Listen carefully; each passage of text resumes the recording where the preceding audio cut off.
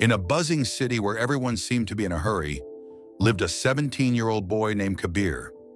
Every morning, the streets echoed with honking cars, the chatter of office-goers, and the dreams of thousands running towards something. But Kabir, he was lost in all of it. His parents wanted him to be an engineer.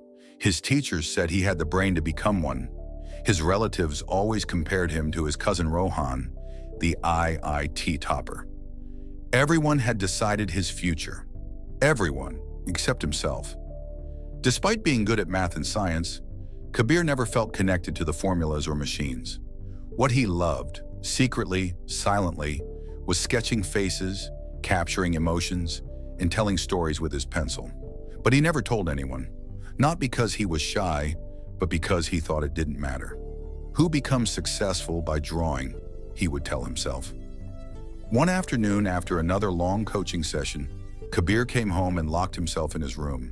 He stared at his books, then at his sketch pad hidden under the bed. He felt empty. That night, he had a breakdown during dinner. His mother asked what was wrong, and Kabir finally said it. "I don't want to be an engineer. I'm only doing this because everyone expects me to."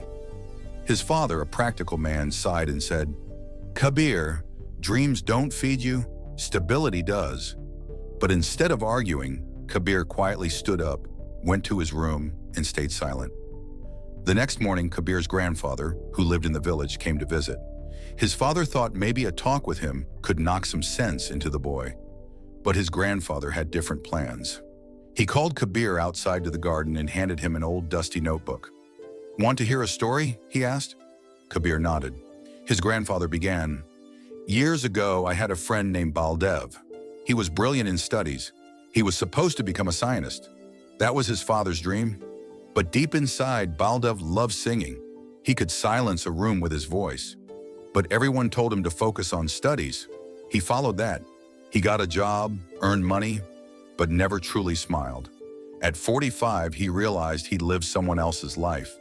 He now sings in small gatherings, still chasing the dream he ignored." Kabir listened silently. His grandfather continued, "Do you know who ranked last in our school? Me, but I became the most successful farmer in the village. Not because I studied hard, but because I understood myself. And once you do that, no one can stop you.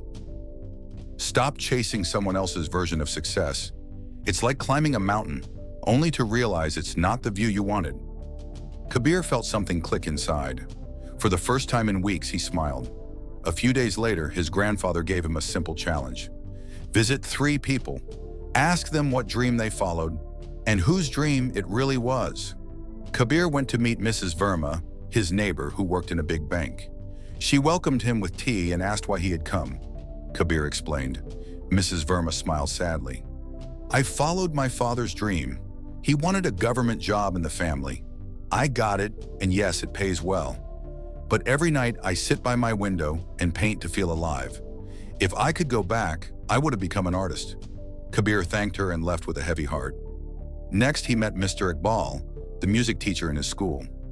"I knew from the age of 10 I wanted to teach music," he said with pride. "Everyone laughed at me, said I'd be poor.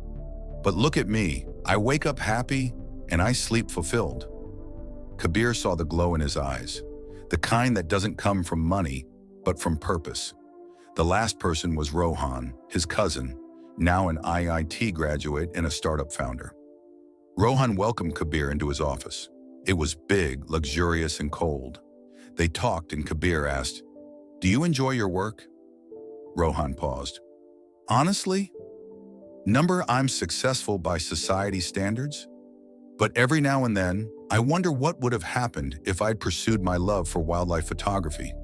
Don't repeat my mistake, Kabir. It feels horrible to wear a crown you never wanted." That evening, Kabir came home and walked straight to his parents. "I want to study design. I want to draw, not as a hobby, but as a career." There was silence. Long, hard silence. But then, his grandfather walked in and said, "Let him wear his own shoes. Only then will he learn to walk." His parents looked at each other and finally nodded. Morale of the story.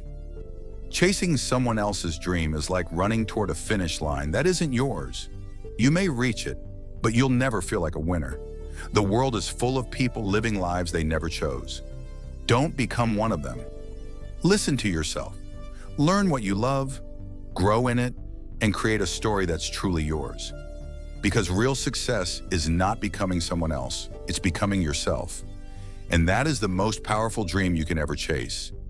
If this story made you think, share it with someone who needs it. Comment your dream below. And don't forget to like and subscribe for more inspiring stories.